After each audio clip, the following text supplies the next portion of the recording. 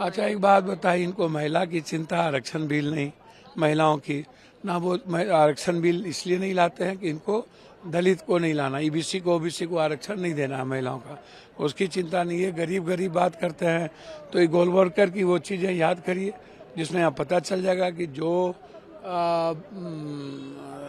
साहूकार है उसको सारा संपत्ति दे दो और 90% 85 करोड़ लोगों को 5 किलो अनाज दे करके गुलाम बना दो, तो गरीबी से भी इनको कोई मतलब नहीं है।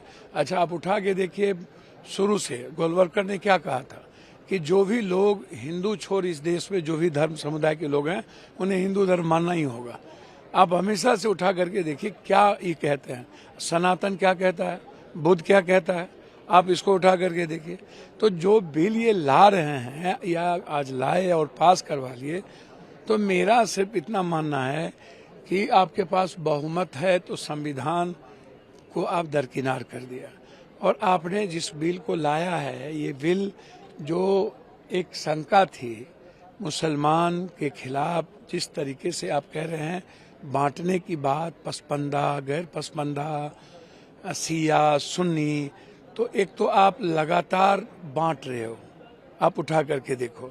और कभी भी आप अब जब ये मुसलमान की बात करते हैं, एक सांसद है इनके साथ, एक मुसलमान को ये टिकट देते हैं, शाहनवाज का क्या हुआ आप हमको जरा बताओ।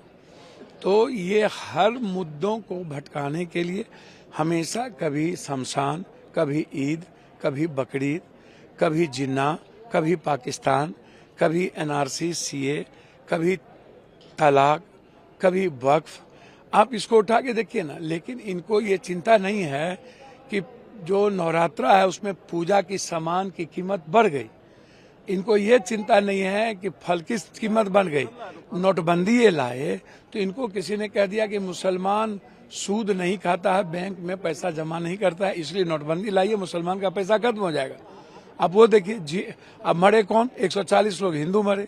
जीएसटी की भी स्थिति आप उठा करके देखिए कि जीएसटी का क्या हुआ।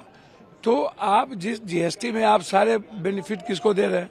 तो लगातार जिस तरीके से आप राजनीति को और धार्मिक आधार को सामने में रखकर सिर्फ वोट बैंक के लिए आप अपनी राजनीति करते हैं और एक ही समुदाय और वर्ग पर लगातार आप उसके अधिकार, उसकी धार्मिक आज़ादी, उसकी सामाजिक आज़ादी और उसके संवैधानिक आज़ादी को खत्म करने में लगे हुए हैं, तो देश गुस्से में है और देश इसको स्वीकार नहीं करेगा। वक्त आने पर इनको जवाब देगा।